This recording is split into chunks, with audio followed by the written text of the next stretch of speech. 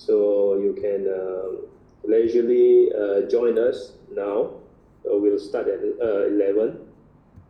So before we begin, I would like to welcome our MT for today, for this session. She is our Madam Doreen Da Costa from College Tingkatan 6 Bandar Utama Damansara. Welcome to Sabah. Welcome to this session, Madam Doreen. Okay, hi. Hi, glad to be here. Yeah, okay. Thank you so much for accepting our invitation to be one of the presenter for this session, for this Bengkel Penataran Document Curriculum PISALF for Sabah. And I forget to mention this morning, we also have participant from Labuan, Wilayah Persekutuan Labuan. Welcome to the Labuan representative also. So, Madam Doreen is an experienced teacher, so there's no need for me to introduce herself, just like everyone else here. She's been teaching English for how many years? I think this would be my 28th year. 28 years, wow. Yeah. Okay, no wonder you are being elected as MT. Okay, Madam, so without wasting any more time, I would like to invite you to present the information or the things that is related to listening skills in PISALF. So, Madam, the screen is yours. Okay, thank you very much.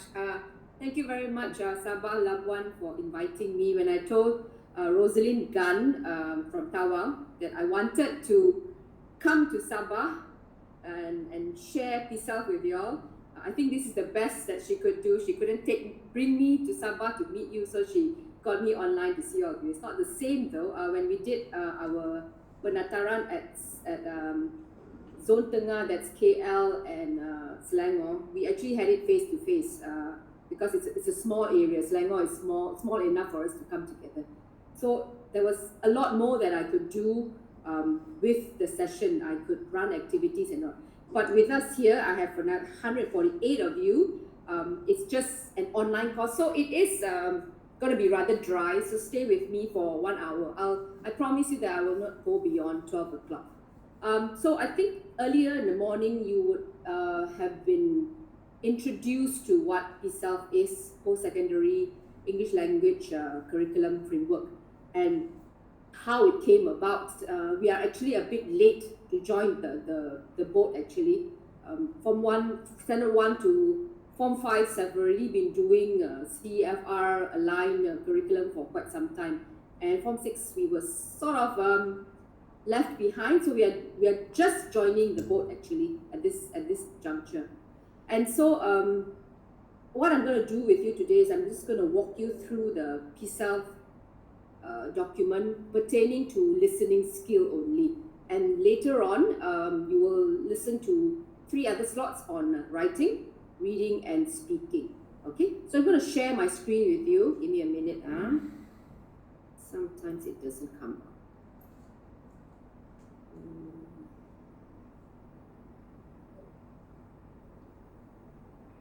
Give me a minute. I think it's not open.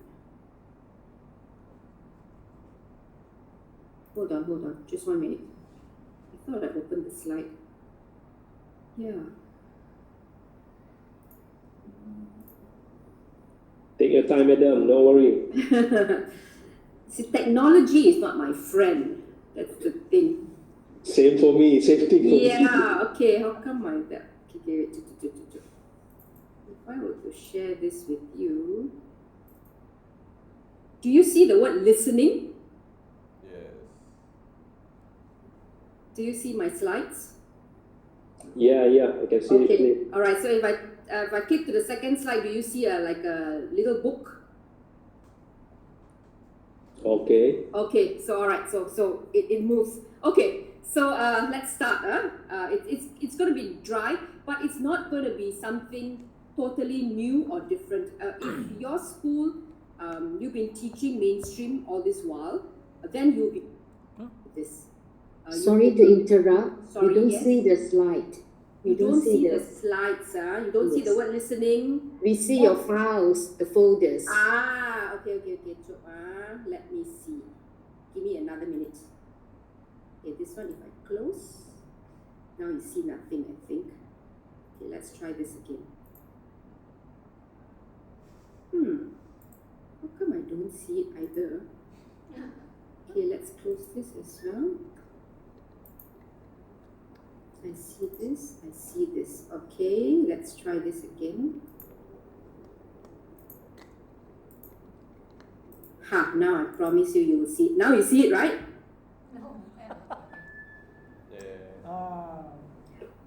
Yes, thank you. Okay, great. Yes. I can't see your chat group, so if you put anything in the chat, I can't see it, because right now what I'm looking at, I'm not even looking at you, I'm looking at my slides only. And you'll be able to see my slides. I don't think you'll be able to see me either. Okay, so you have questions, you can stop me anytime, you can ask me as I go along, it's fine. Okay, so what was I saying? I was saying that it's not something totally new. It's not something very different or very difficult. The transition isn't very difficult, especially those of you who have been teaching mainstream all this while from 1 to Form 5, or in the past few years you've been teaching mainstream, then you'll be quite familiar with the new scheme of work. It's only those of us who have been in Form 6 for the past 10 years, and when CEFR came into mainstream, we were not part of that, we were already in Form 6, then this may be a little bit new to you. But still, even so, it's not something out of the blue, because I think in our early years of teaching, those of you who have been teaching 20 odd years, in our early years of teaching, when we were teaching mainstream, we also had scheme of work. So this is just something that we were doing a long time ago, but adapted to fit our Form 6 syllabus.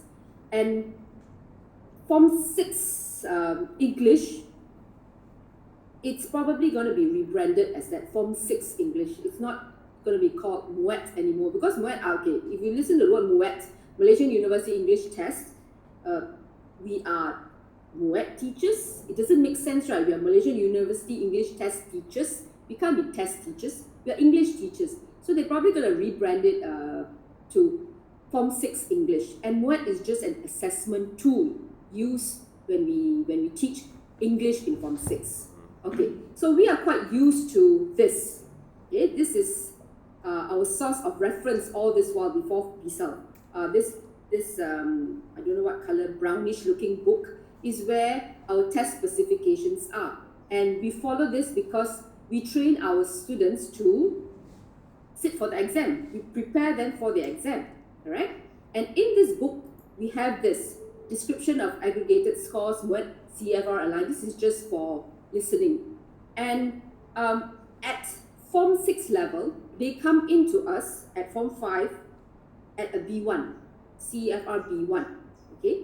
And when they leave Form 6, ideally, they should be a B2. I'm using the word ideally because I know the reality isn't always such. They don't always come to us with a B1. And when they leave, it's difficult. If they don't come in with a B1, it's difficult for us to take them to a B2.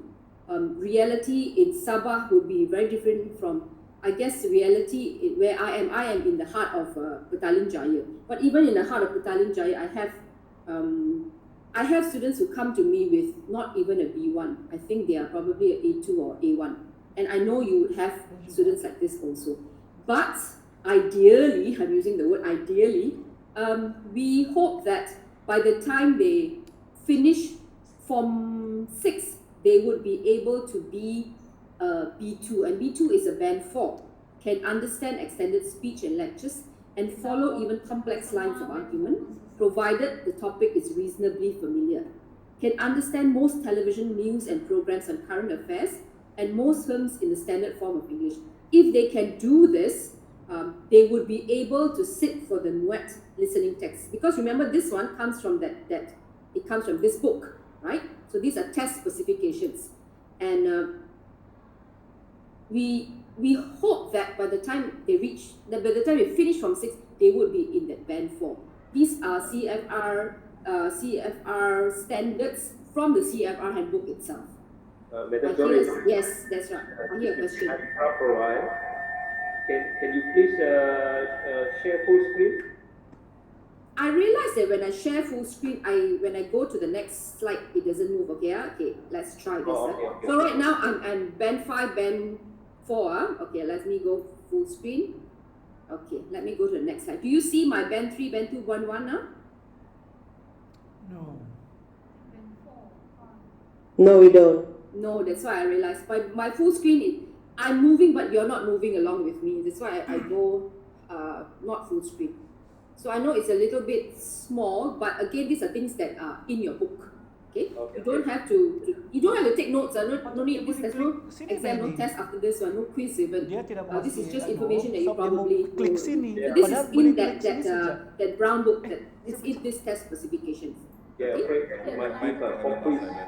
Oh, no lah. Okay, so they come into us at band 3, can understand main points of clear standard speech on familiar matters regularly encountered in school, leisure and work, can understand points or television programs on current affairs or topics of personal or professional interest when the delivery is relatively slow and clear. So slow and clear, they can follow. So they come in to us, lower 6, they are already in for the past, I think, 3-4 weeks already. They should have been at band 3 already. Okay, but I know also that some of our kids are at band 1, band 2. Okay, so we are moving right now from all these test specifications. Okay, we are moving from this being test focused, being where we prepare our children to just sit for the exam, the 4 papers, and we've been doing that pretty well, I think, for the past, ever since Muad came into the picture. If we are test focused, these are the skills that are being tested. So this again comes from the little brown book.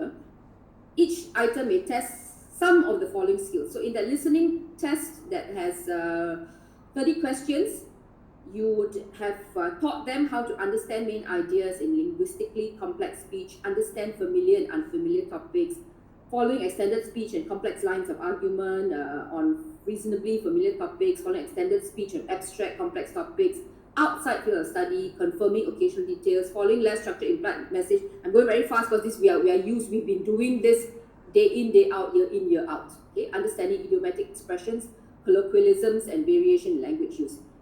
If we teach all these skills, then our kids will be ready for the exam. But right now, we are moving from this, being focused on the exam only, to being skill focused. Okay, that's what PSEL is. We focus on the teaching of skills. We focus on the teaching of the English language so that our kids, when they leave Form 6, they are B2 users of the language, not just to answer the MUET paper. So now we are looking at beyond a MUET exam. We are looking at preparing them for university. We are looking at preparing them for the working world and beyond. So I think all this while I admit, when I go into class, right from day 1, it's always been about the 4 papers. It's always been about how to answer this question.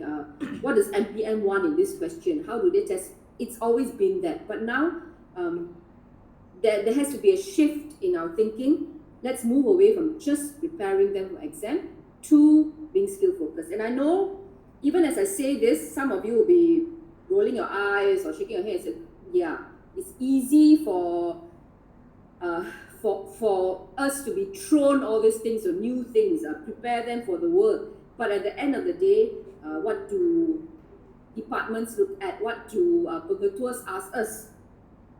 They ask us for results, correct? They ask us for exam results. Your keberhasilan, the borang that you fill, your KPI is never about, I have taught how many 13 learning standards are 13 learning. Nobody will ask you whether you've taught which content standard, which learning standard. At the end of the day, your keberhasilan is about how many band 5s you produce, how many band 3s you produce, what's the percentage of band 3 and beyond in your school. That is the reality, correct? That is the reality. But I want to assure you that in us moving from being exam focused, look at the skills, these are the skills, 1, 2, 3, 4, 5, 6. So you can get that from the book itself.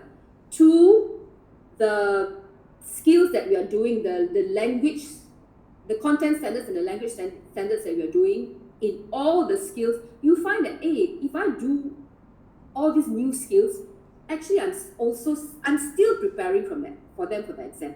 So you don't have to be so worried that this is going to take my focus away from the exam. I won't have time to prepare them for the exam, and then I will be questioned on why I didn't produce so and how many band 5s, why is it the percentage drop.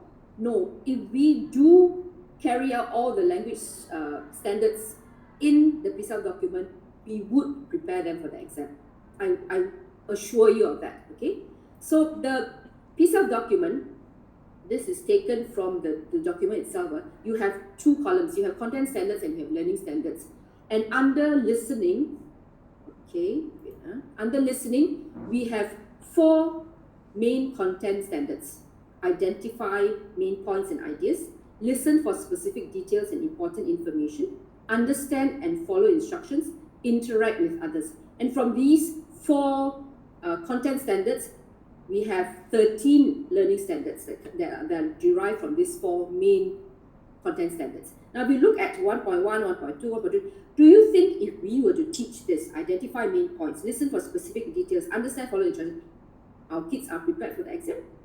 Possible, yeah, because it's similar. It's similar to the test skills. This slide. Main ideas are there.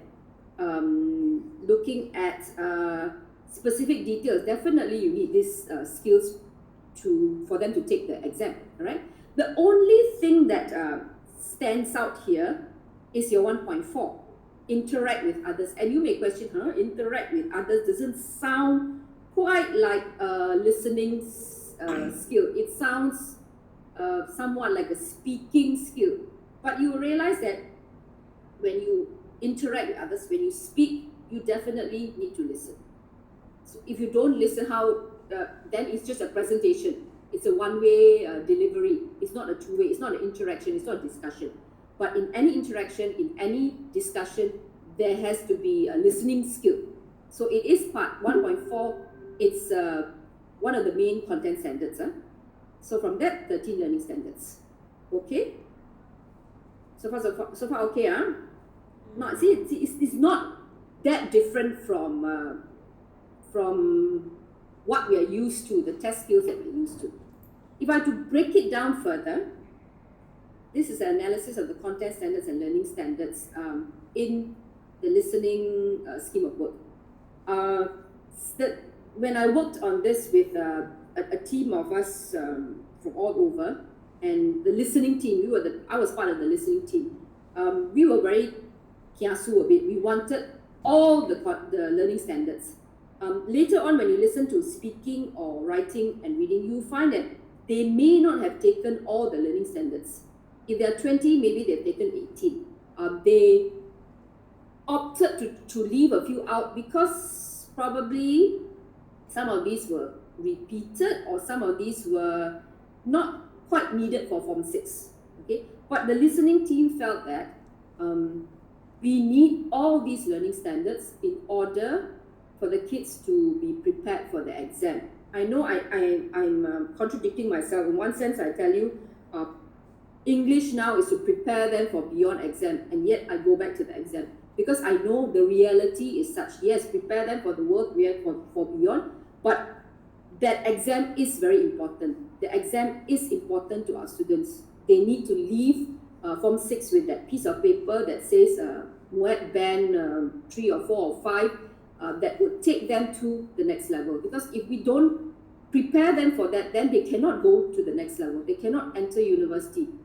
I think if they cannot enter university based on Moet alone, then or they cannot graduate based on Moet alone, it would be quite a shame, I think. So the listening team felt that all 13 learning standards were needed for the exam. And you notice that the learning standards are the level of difficulty. There's a progression, okay? In content standard 1.1, excuse me, you have learning standard 1.11, 1.12, 1.3, and you will notice that 1.11 is B1, and then it goes up to B2, C1. There is only one B1 learning standard in the listening curriculum framework. Only one. The rest, the bulk of it is B2, and you have 1, 2, 3 C1s. That's it. So why the bulk of it being B2 is because we expect our Form 6 students to be of that B2. So in order for them for us to say that when they leave Form 6, they are of B2 quality, our learning standards has to be B2. The majority of it has to be B2. Just like in the exam also, the bulk of our questions need to be targeted at B2 level. You cannot have too many B1s, neither can you have too many C1s, because we are testing B2. That's our aim, all right? So 13 learning standards, and you see the breakdown in these learning standards. In semester 1, why it appears like 2, 3, 3, 6, 3, 3? It's because semester 1 scheme of work is done in 3-week cycles. For the first 3 weeks, you do one topic, and then when you move to the next 3 week, it's a 3-week block, you move on to another topic or another learning standard. That's why it's a bit different from semester 2, semester 3. Semester 2, semester 3 is more 1 week, 1 week, 1 week. Unfortunately, I cannot share any of the documents with you. The only thing that you have with you is a kerangka. Kerangka was released beginning of this year, January. So all schools should have the kerangka. What we don't have, even I don't have, is the curriculum framework. I think it's called script now, and the scheme of work. I don't have the finalized version, so I can't even share that with you. If not, you would have downloaded that document and you will be able to flip through as I go through the document. But I have nothing. So what I'm sharing with you is just draft. Okay. So there may, when you get the final document, and I'm hoping it comes out soon, there may be slight changes here and there. You may not see the same breakdown as you can see on my slide. For example, for semester 1, learning standard 1.2.4 is done over 2 blocks, 3 weeks, 3 weeks. So it appears 6 times. So perhaps when they finalize the document, there may be changes to it so that it's not too heavy on just one learning standard in particular. Semester 2 and semester 3, it's more, I think, equal. All the learning standards, all 13 learning standards are covered by the end of semester 2. And semester 3 is just a repetition of the learning standards. Why by semester 2? Because some schools, their students take the wet exam at the end of semester 2, the SESI 2 paper, which is the July paper, right? July 15, I think we just said. So we need to do all the learning standards by semester 2 so that those who are taking semester 2 exam are ready for the exam. And those who are taking semester 3 exam, then you just have more time to reinforce these learning standards. In my school, we used to take, my students used to take semester 2 for the longest time, but this year we opted for semester 3. Initially, I was a bit uneasy with the change, uneasy with that the pace and the momentum. I was afraid that I would lose momentum, but the students prefer semester 3. I asked them, I said, no, we are moving from semester 2 to semester 3. All your seniors used to do the SESI 2 paper, and you are doing SESI 3. And they were actually quite relieved that they were doing SESI 3 paper because they feel that they have more time to prepare. And now I am, in retrospect, I'm glad that I have a little bit more time with them, prepare them for the semester 3, SESI 3 exam. It gives me about another 2-3 months so that I don't rush through.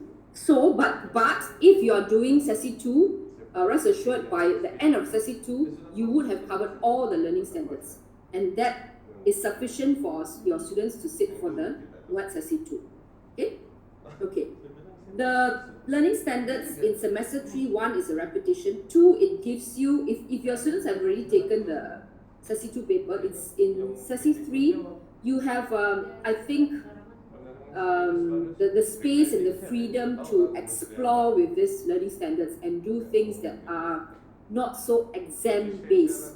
When you do listening tests, not tests, let's not, when you're in semester 3, done with the exam, perhaps you can have listening activities, you can have interviews where you will need the skill of listening to the interviewer, for example. So you have a bit more freedom to play with your learning standards in semester 3.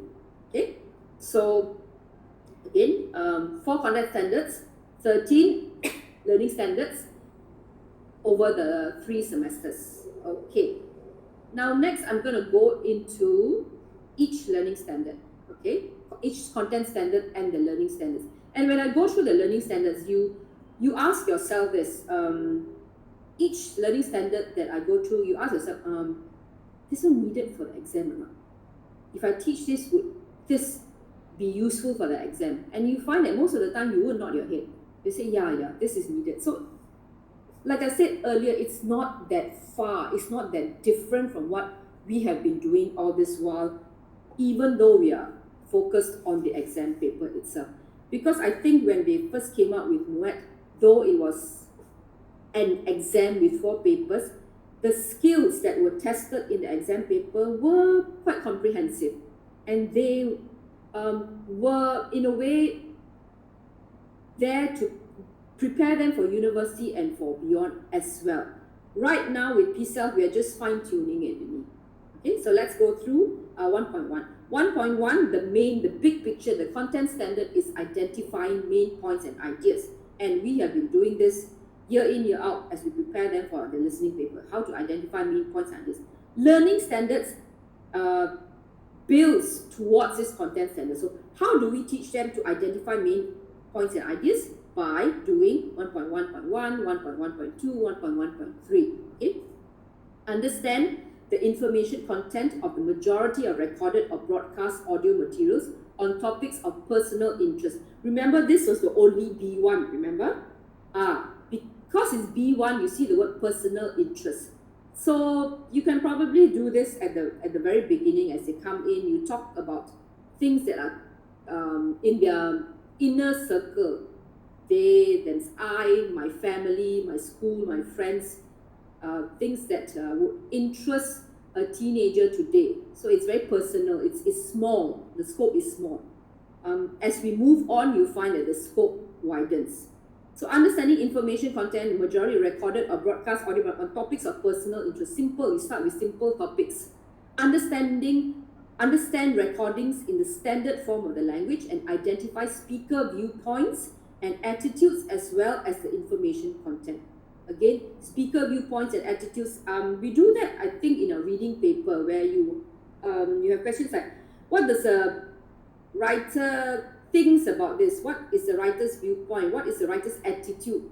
You usually see that in the reading paper, not so much in the listening paper, but again, it can be tested in the listening paper. But these are skills that are important for anyone when they go out. Even today, let's not talk about university as in 2 years away, but today, as a Form 6 student, they would need to learn to identify speakers' viewpoint, because when they speak to perhaps people from other schools, other colleges, they have to learn to identify what the person's thinking is, what's the person's viewpoint, what is his attitude towards something. Okay, so it's an important skill for them today, tomorrow, and beyond, as well as an important skill for exam. 1.3, understand a wide range of recorded and broadcast audio material and identify finer points of detail, including implicit attitudes. This one is your C1. Remember, 1.1.3 is a C1. Why is it C1? Because you see the word that implicit attitudes. This is like, you have to infer what is the attitude of this person, and it's a little bit more difficult really than point 1 and point 2. Okay. As I go along this, I know sometimes we struggle with coming up with listening materials for our students. We have been relying very much on, I've been relying very much on what I get from reference books, the QR code that we scan, and then we play the recording out to the class and then they answer the comprehension questions, or we use this past year CDs, we play and use it for exam. So when we say we want to move away from exam, I think one of our fears is, where do I get materials from? Where do I source for this? And I can tell you on the internet there's a lot, but the danger with a lot is there's so much out there we don't even know how to look for them. Sharing information with your colleagues or people from other schools, that's helpful. You can tell, here, I went to this site, I went to BBC, I went to British Council, and they have these recorded audio text that you can use for listening. So that's one way. Another way is this: take a reading text, a normal text. You don't have to even record it to play it. You just read it in class. So they are listening to you. That becomes a listening text. So sometimes don't kill yourself. Oh, what am I going to do? How am I going to do this? I only have whatever's in the reference books. And in the reference books, it's all very exam focused. Keep it simple. Take a reading text, any text at all. Read this in class, or get one of your students with who can read well to do the reading in class, so that they hear different voices, and that can be a listening activity. So don't feel burdened by listening. Okay, now that it's beyond the exam, how am I going to prepare for my listening classes? Where am I going to get the materials? One is source from the internet by hooking up with your friends, sharing materials. Two is use any text at all. Just read it in class with them. Okay, so that's 1.1. Important content standard for everyday use as well as for our exam. 1.2, listen for specific details and important information. So earlier I told you, as you go along, you just ask yourself, okay, is this needed for the exam? Yes, right? Listen for specific details, important information. Definitely is a skill that we have been teaching our students as they prepare for the exam. Okay, so now it is a content standard. So the 5 learning standards under 1.2 would be recognize the speaker's point of view and distinguish this from fact and opinion. I know earlier we also had recognized the speaker's point of view already. Why is it repeated? Don't ask difficult questions.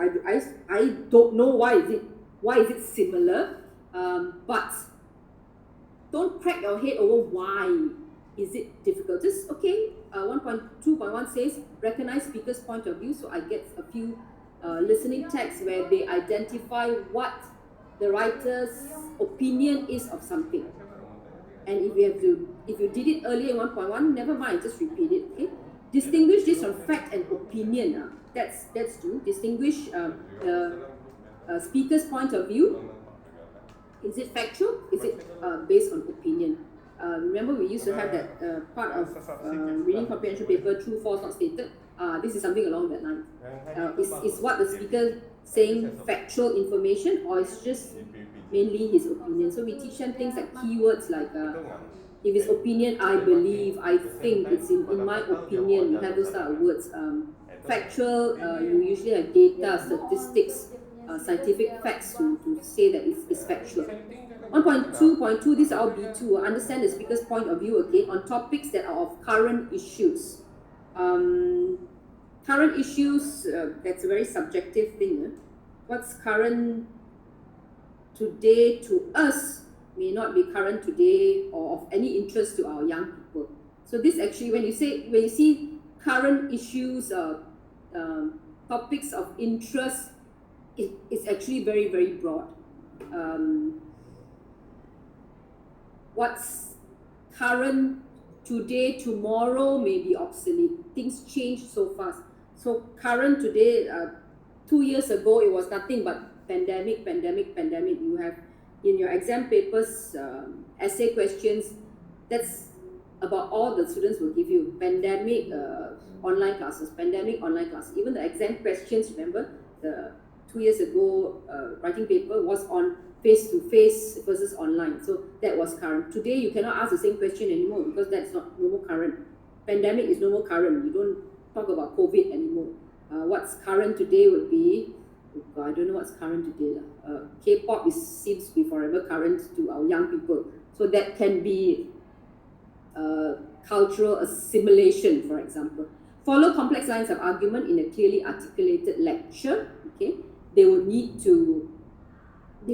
this important skill as they venture out, also in the exam as well. When they listen to a lecture in the exam, during the listening paper, and to follow the argument, what is the person trying to say. Follow lectures, talks, and reports and other forms of academic and all professional presentations. Similar, you see that, follow lectures, similar, follow lines of complex. Okay, so don't be too worried about what's the difference. No need. Just make life easy for yourself. Follow lectures, okay, so you get recordings of lectures or talks or reports or anything that's more professional, more academic, instead of just any lecture on anything. 1.2.5, that is your, 2.5 is C1. Follow most lectures, discussions and debates with relative ease. The keyword here is relative ease. That means you can listen to anything at all, any discussion, any debate on television or YouTube, and it's easy. You don't have to strain, you don't have to take notes, you can understand, you can follow. That's a C1 skill already. Okay, let's go on to understand and follow instructions. Definitely important in life. In the exam, I don't think so far we've had questions on following instructions, but it can be tested. You never know what kind of listening text you will get in the exam. Understand announcements and messages on concrete and abstract topics. You have concrete, you have abstract topics. Abstract topics will be things like on relationships, perhaps, on things that you can't put you can't fit it in a nice little box. It is open for interpretation. That's abstract. Talking about feelings, love, for example, that's abstract. Understand complex technical information such as operating instructions, specifications for familiar products or services. We've not seen this in the exam yet, especially when the word complex technical information is. But operating instructions can easily be an exam question where you have how to do something, how to run something, how to operate something, or how to build something for familiar products and services. 2 years ago, I remember somebody walking me through how to run a Google Classroom, a Google Meet. I didn't know that 2 years ago, but that technical information step by step of how to do something. Okay, that's an important skill to know in life. Whether or not it will be tested in the exam, I don't know yet. Okay, and the last one, this one, 1.4. 1.4 is the one that's new, I think. Interact with others. Follow chronological sequence in extended informal speech, such as in a story or an anecdote. So when they listen to someone sharing a story, they are able to follow the sequence, whether it's a speech, whether it's a story, whether it's an anecdote. And in the exam, you may have this, okay, where a story is presented and then you're asked to sequence it, to list it. Okay. Identify main reasons for and against an argument or idea in a discussion conducted in clear standard speech.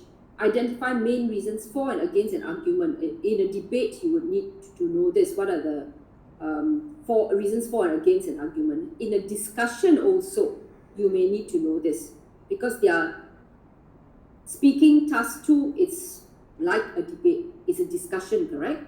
So they would need to identify what are the reasons for or against whatever topic that's asked in your task 2. And 1.4.3, that's your C1. Easily follow complex interactions in group discussion and debate on abstract, complex, unfamiliar topics. Again, task 2, I see this in task 2. Easily follow complex interactions in group discussion and debate on abstract, complex, because our topics that we get for task 2 some of them are on abstract topics, leadership, relationships, complex topics. What's the most complex topic we've had task to? Sometimes even on natural disasters, you will need to have some information on how to tackle a tornado, earthquake, for example, or unfamiliar topics. An earthquake is quite unfamiliar to our region. Many of us have not experienced it. I know some years ago in Mount Kinabalu we had one. Okay, so it may be familiar to people in Sabah, but in Semenanjung we don't. We have not experienced earthquakes, so that can be an unfamiliar topic to them as well. But they must be. This is a C1 skill. Easily follow complex interactions. So in a group discussion, they follow with ease. They don't have to strain as they interact with others. So I've covered these 4 content standards with the 13 learning standards. Okay, and I know as I explain this to you, you'll see, yeah, these learning standards are tested or could be tested in the exam. So if I fulfill all these 13 learning standards, my kids would be ready for the exam. Okay, I can't see you nodding your head, but I can feel you nodding your head. Okay, so those are the 4 content standards as well as the 13 learning standards. Okay, let me share with you something else. Okay, performance standards. So we are saying now, let's not be too test focused, correct? Let's not be too exam focused. So give me 1 minute. In my drawer, the box. Sorry. Okay, I was saying, see, I lost my train of thought already. I was saying, don't be too exam focused, alright? Don't just rely on the MUET exam to gauge our students' proficiency. So how else do we gauge our students' proficiency? So that MUET exam, maybe your trial exam, those are your assessments that you can use when the kids are ready for 4 papers. But on a daily basis, formative assessment, we can use these performance standards. If you are coming from mainstream school, these performance standards, performance level would be something you're really familiar with. Pentaksiran berdasarkan bilik darjah, something along those lines, right? Okay, I know those of you who are teaching mainstream right now, you will probably be wondering, okay, are we going in that direction? Is Form 6 going into the direction of pentaksiran berdasarkan bilik darjah? Something, so sorry, I'm just so lost with mainstream. Pentaksiran bilik darjah, okay. Are we going in that direction? I don't know. I really don't know. But these performance standards, this performance level are in the document, the script, the curriculum framework. So let's just quickly go through this performance standards. So for every skill that we teach, maybe whenever we assess them, formative assessment, we can put them in levels. 1, 2, 3, 4, 5, 6. 1 being the lowest, 6 being the highest. So, for example, 1 can display minimal understanding of the main ideas, specific details, attitudes, opinions, okay, all those things we've taught, right? In extended text after repeated listening with a lot of support. That's the whole thing about performance level 1. They listen many times, we give them a lot of support. Perhaps their questions are easier, they have all the options there, highlighted, guided. So they need a lot of support, can display minimal, even with a lot of support, even with repeated listening, they can understand minimally. It's just minimal understanding only. Can display minimal understanding or longer, more complex narratives after repeated listening, and guess the meaning of unfamiliar words with a lot of support. Can recognize a few typical features at word, sentence, text level, of a range of spoken genres with a lot of support. So your keyword there is repeated listening, a lot of support. Okay, then 2, performance level 2 a little bit better, right? Can display some understanding, no more minimal understanding, can lah, a little bit lah, some understanding, but with us giving them some support, not as guided as level 1. So with that some support that we give, they can understand, they can show some understanding of the main ideas or the complex narratives that we give. Level 3, performance level 3, can understand the main ideas, specific details, attitudes, or opinions in extended text modestly. Okay, you look at this so you know this is like our assessment criteria, right? When you mark writing or speaking, you have this modestly, satisfactory, effectively. These are keywords in our assessment criteria. So this is something like that. So for performance level 3, they can understand main ideas, specific details, attitudes, or opinions in extended text modestly. Here you don't have to give that support really. So you give them the text, you give them the questions, they should be able to understand modestly. Not all there yet, but modestly. And if you go on to performance level 4, can understand main ideas, specific details, attitudes, or opinions in extended text by responding clearly to given tasks, satisfactory. Now we are quite satisfied with their performance. They can understand. The thing about CFR performance level, you will notice that they all start with the word can. So CFR, one thing beautiful about CFR is we look for what the students can do, not what the students cannot do. Okay, so you just focus, can they understand this one? Satisfactory? Then they are performance level 4. So don't look for errors anymore. Okay, just see whether they can meet these requirements or not. Okay, then I go on to performance level 5. Can understand the main ideas effectively. Okay, they know the meaning of words correctly. They can recognize typical features at word, sentence, and text level effectively. This is like your band 5 really. Okay, effective. You don't have to give them support. They are good. They have no problems listening and understanding. And the performance level 6, the star of it, is the keyword here. Sorry, ran off. The keyword here is with ease and very effectively. With ease is the keyword. Easy peasy. No strain on their part. You don't have to guide them through. You don't have to give them cues. Nothing. They can just sit back and listen and understand and follow everything. Okay. The difference between 5 and 6. You see the last bullet there. Can guide others in a given task. Right? When they say that when you know something well, means you are able to teach. So they are able to do that. This performance level 6 students, they can guide others in a given task. So sometimes in class you can pair them up with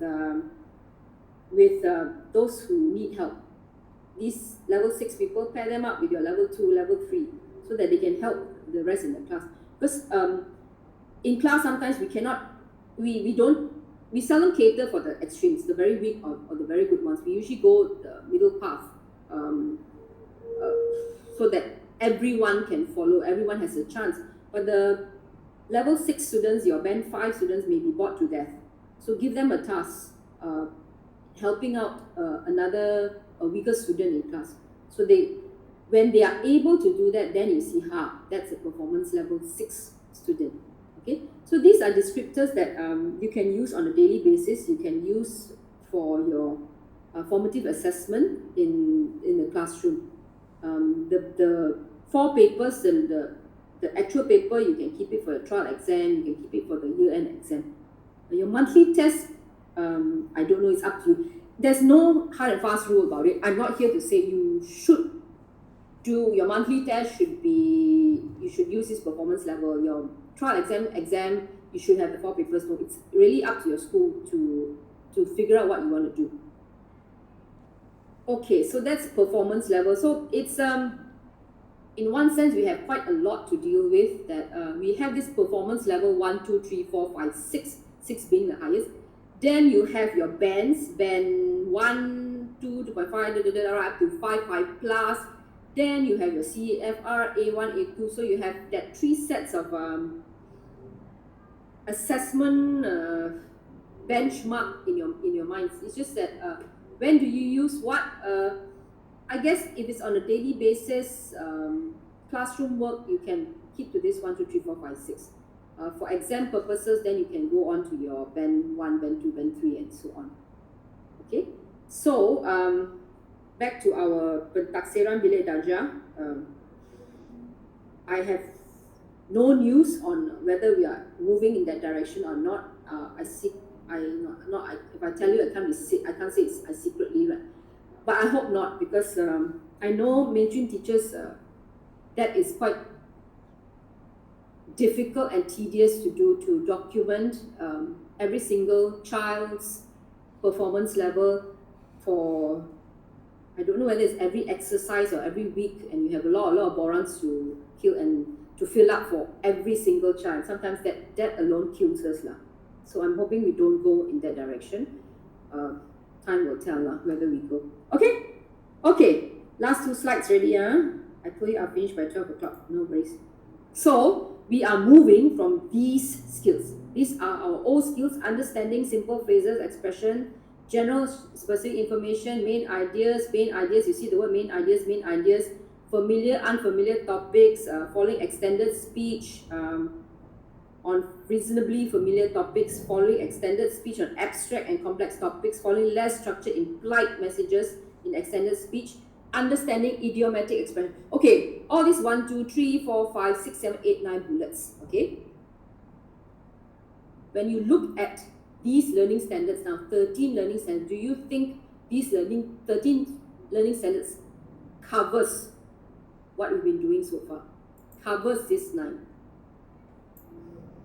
I leave you to ponder on this. The only thing that may not be clearly stated in black and white would be the 9th bullet: understanding idiomatic expressions, colloquialisms, and variation in language. You don't see that being listed in black and white as one of the learning standards, correct? But that doesn't mean you cannot do. It doesn't mean that you cannot teach that. You can still teach that. Put it into one of your lessons. If you don't want to teach it during a listening lesson, you can do it in one of your reading texts. So either way, by looking at these 13 learning standards, I think we are quite okay now. We are covered for the exam. And not only that, we are covered for the exam, as well as I think if they fully master these 13 learning standards, they would be prepared for university. They would be prepared for the working world beyond this. Okay, I'm going to stop. I'm going to come up from the slides. Before I come up from this presentation, can I just open it to 1, 2 questions, and not in the chat because I can't see the chat. If you have a question that you need to ask, where I need to refer to the slides, just turn on your mic, ask me now, and then I'll flip through the slides and see if I can answer.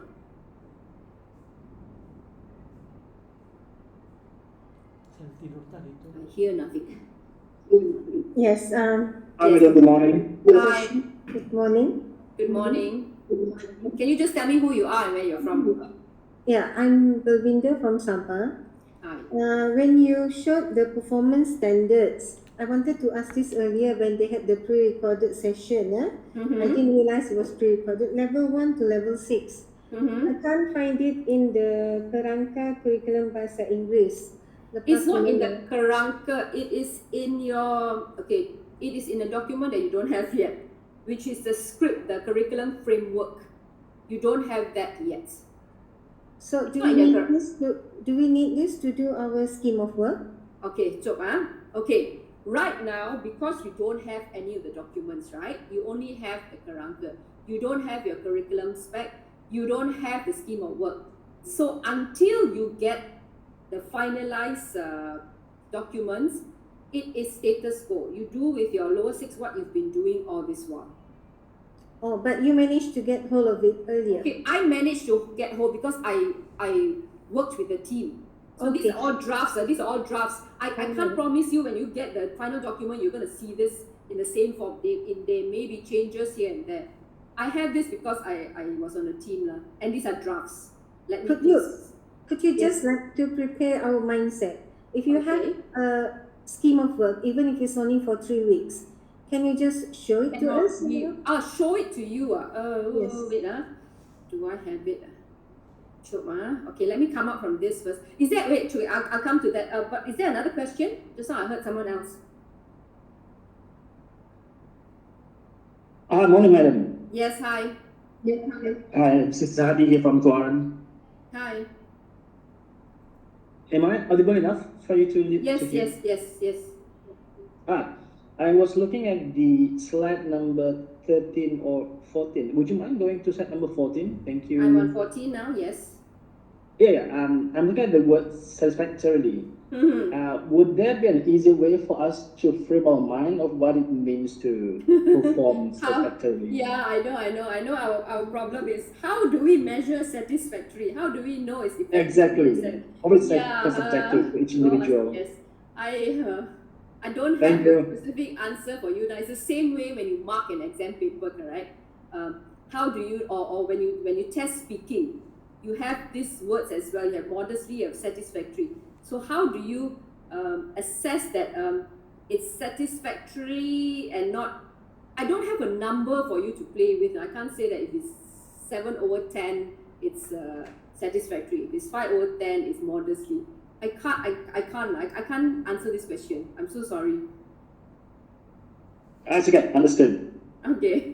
Thank you. Yes, can I ask a question? Yes, sure.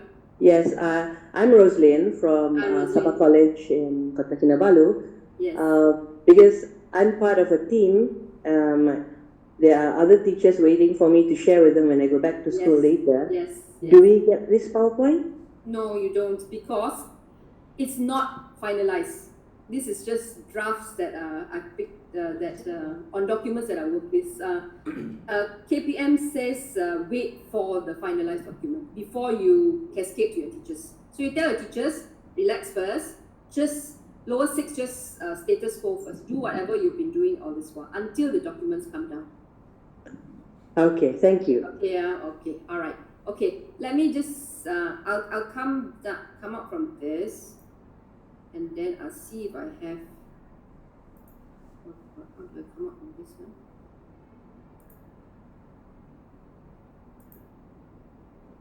Yeah, I used to be able to stop sharing. Okay, and wait now, let me see if I can, you want to catch a glimpse only,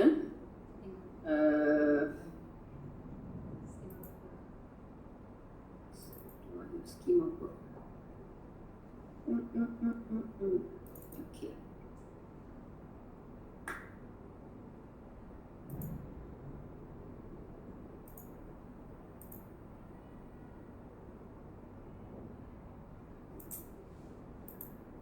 Okay. Do you see scheme of work Form 6 semester 1? Yes. Yeah. Okay, so this is really a draft because it doesn't look like this anymore. Basically, it has a week, it has content standard, it has learning standards.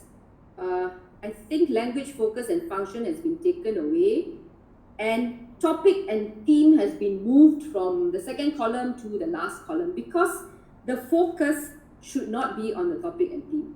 The focus should be on the content standard and learning standard. We are teaching skills. We are not teaching topic. We are not teaching themes. It's different from maths or pengajian am where they really have topics that have to cover chapter 1, chapter 2, chapter 3, right? We don't have that. We have skills that we need to cover. So topic and theme, the column is moved to the end so that we don't emphasize so much on topic and theme. So if you find that you want to teach this content standard or this learning standard, but maybe not on relationships. This week I don't want to do social issues because this week we are having this carnival sukan in school. I want to do something on sports. Go ahead, because the topic and theme is just a suggestion. So this is how it looks like, something along this line. Language focus function, so I think we've changed quite a bit, right? This is just draft early stages. Okay, I'm gonna So stop that sharing. means we should not come out with our own SOW yet? Oh, no, Until- no. Oh, are you preparing for us? Okay, listen, wait. Do you see me or am I still sharing? Yeah, we can see you. Okay, I- yeah, okay, all right. No, we will come up with a finalized scheme of work, and that will be shared to the whole nation. You can adapt. It's not a document where you just copy paste and take the whole thing. So you go back to school and you just figure out the one is the weeks, because you know your the weeks in your school, your takwim, right? Which week you have which activity, which exam, and all that. So you need to fit it in. What we suggest is you can actually even rearrange the learning standards and content standards. But I also know, me being a teacher for so long, most of the time we don't, right? I mean, who has the time to really think and rearrange everything? We just usually follow bulat-bulat. We just change the dates according to our takwim. I would suggest you can actually just follow, because some thought has been put into the arrangement of the learning standards. So if you rearrange, you may cut out this thought process, this flow. Okay, so just to make it very clear, the Mhm. objective of these 2 days online course is not for us to come up with our own SOW yet, because we will wait from KPM. Yes, you don't have to come up with your own SOW. We wait for KPM to give us a finalized document, that is the curriculum spec, I think they call it script now, and the SOW. Then after that, you go and cascade to your school or your district or the teachers around you lah. Okay, we clear on that, Thank you very much. Okay, welcome. I see Anne Doreen Doral's hand up. Anne, do you have a question for me? No, her hand is just up. Just ask, just turn on your mic and ask. Alistair as well. Good afternoon, madam. My Afternoon. name is Alistair from Kuala Penyu. My question is this. May I ask, are you a examiner for the listening component? Listening no more. Listening all objective Okay. already, right? Okay. So Yeah. what I mean is that since the standards have changed from normal to CAFR and what's or not, and I believe I speak for majority of the teachers here that we are kind of lost in terms of where to grade our students as well. I continue with Mr. Abdul Hadi's question as well, in terms of where to put our students, because that's satisfactory and what's or not. So the grading is quite it's quite finite. Yeah. Because the movement of levels between students, the marks is quite if I'm not mistaken, very like 1 or 2 marks they will be in band in a different band. Yeah. So what I mean is that as normal teachers who do not mark papers or grade exams, we are not privy to that. And if I'm not mistaken, LPM also made that very clear that teachers are not to be privy of that as well. So my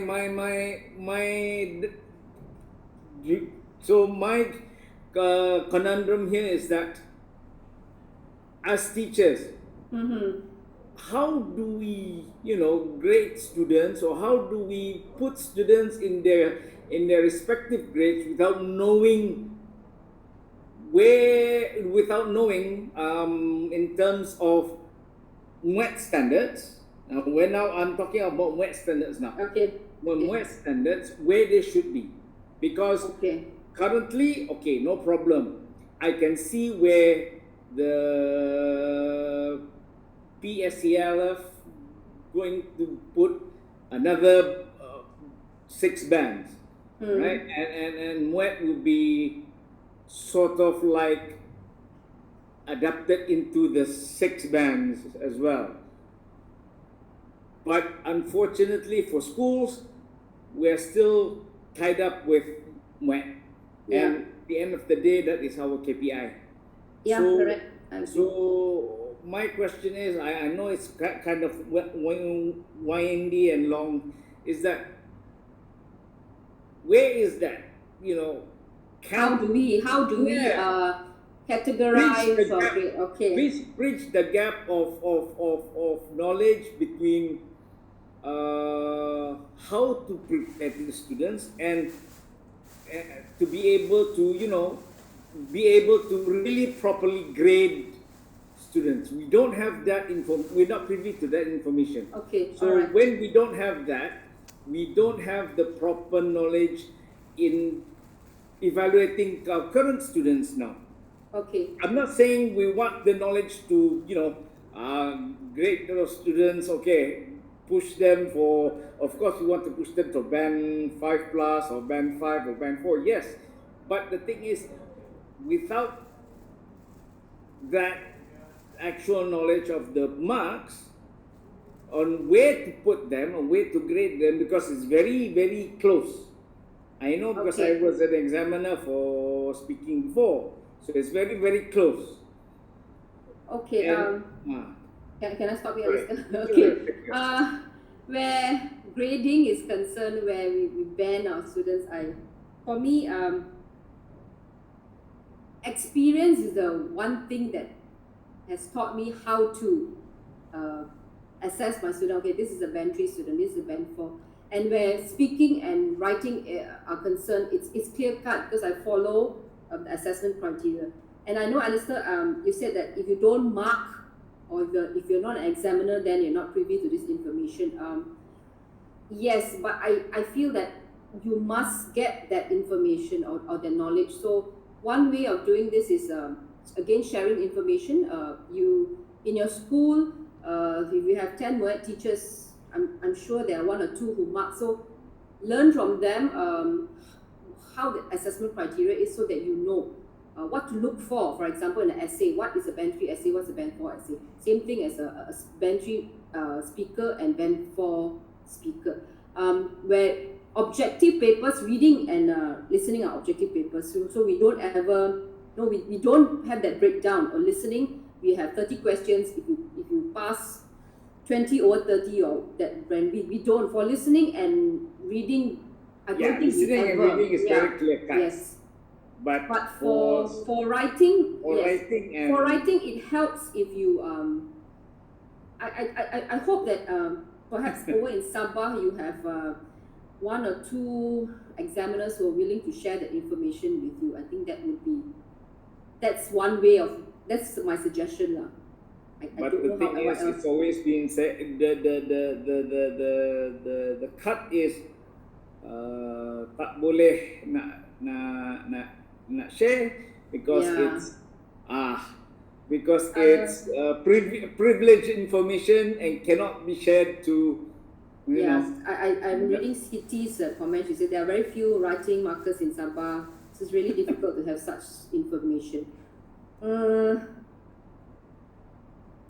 How can we do this? I can't answer this question. How we can, like over in my school, I have quite a lot of us who are examiners. So it's when we share information, you don't photostat the assessment criteria that's too late and then you share with everybody. Okay, then that is outright. understood. Yes. Okay, that is so if I want to share with you, then I will have to adapt that assessment criteria. I make it my own words. Then I can share with you. Then I can teach you. Okay, let's just take your student, Alistair, your class. Let's collect. Oh my God, my battery is dying. I didn't expect to be talking so long with power cables here. Let me just continue talking. Take a few sample scripts from your classroom itself and then look at not an MPM assessment criteria, but a more general assessment criteria. Then you'll be able to go through, get someone to go through with you. Okay, this script has what, therefore it's a band 3 or a band 4. Okay, let me just plug this in.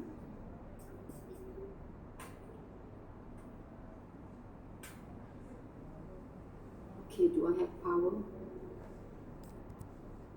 Battery status, battery, no lah. Okay, never mind. I have 20 minutes left. Okay, anyway, I need to go off at soon because I need to go off to Port Dickson after this. Wow. Okay, I'm back to you. All right. Okay. Any other questions you're dying to ask me about listening? Okay, from the earlier video, Mm-hmm. the pre-recorded one, I get the feeling that they want the students, at least those who are very weak, who come into Form 6 with A1, A2, to have a minimum of level 3. Would level 3 be equivalent to modest user? Is that a band 3 then? That's a band 3. We are supposed to take them to a level 4. A B2. We are supposed to. But Okay, I have okay. A2. How do I push A2? Okay. Pavinda, ideally, we're supposed to teach them to B2, but I know you have A2. I also have one student who came in, English SPM F. From a F, how do I get the child to a B2? No way. So I just take that child to wherever I can. You know, if even from that F SPM, I take him to a 2.5 is already a hallelujah. I'm already so happy. So Okay, yes, ideally it's a B2, but you know the reality in your schools, in the area that you come from. I see some laughing emoticon that just went out. Okay, thank you. Okay, last question. No questions already in the chat. Will this change? My suggestion for writing component marking whether we've got teams, at least we can expose writing sounds right through the group. That's easy. Can you read the chat? Some yes, I agree with. Okay. Question? Another one?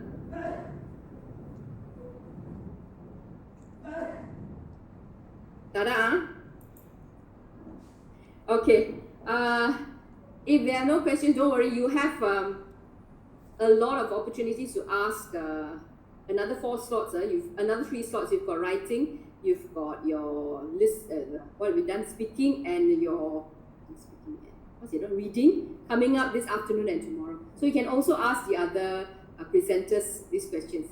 They would be able to share with you. And I think you have Rosalind coming on. Rosalind is from Tawau, and you have Adeline from Sarawak coming on in the afternoon as well. So all the best, teachers. Don't lose sleep over this. It's not that difficult. It's not that big a change. It's doable. It's still MUET. We're just teaching English. MUET is just an exam. It's just an assessment. Good to see you outside of the speaking video. Yes. Okay. If no, then I shall bid you goodbye. Bid Sabah goodbye until one day when I come and visit you in person. Kota Kinabalu is a lovely place. Okay, thank you so much, Madam Doreen, for that lengthy and detailed explanation about content standards, learning standards, and also performance standards.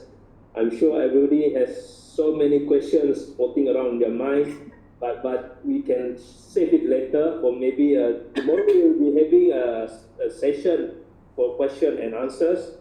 Maybe you can ask some of the MPs tomorrow, because just now we can see that there are so many questions from you.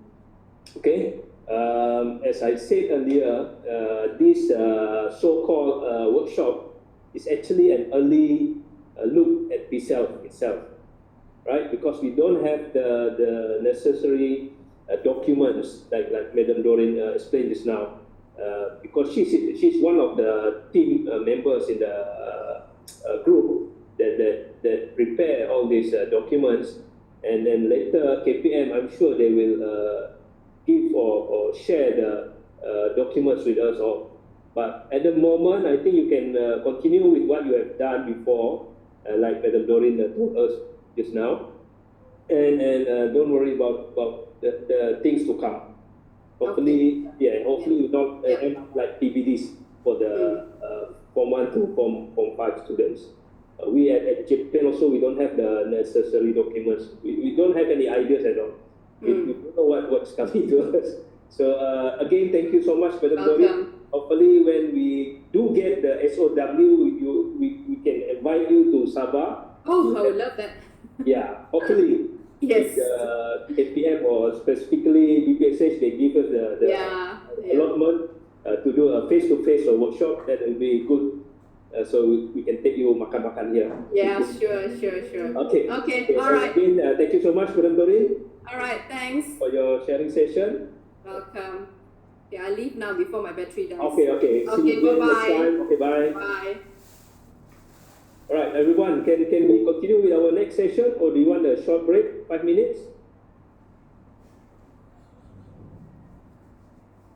Our next MT, she's ready. Or I give you a 5 minutes to cool down first, right? Okay, we'll take a short break, 5 minutes, so you can go to the toilet, or you can get your drinks, or maybe your food. So can I ask how long is the session? What about afternoon lunch During break? this afternoon session, the speaking skills, I think more or less 1 hour. After that, do we get Yes. the lunch? Yeah, you'll get your lunch break, and we'll convene again at around 2:30 p.m. We are having a session now, right? Yes, correct. 1 hour session that will put us to one. More or less 1 hour, yeah, more or less 1 hour. Okay. Depends on the next master trainer. She's ready now, by the Okay. way. Do you think we start straight away? Okay, I think we start straight away because our next master trainer is here already. She's online. Okay. For this session of speaking skills,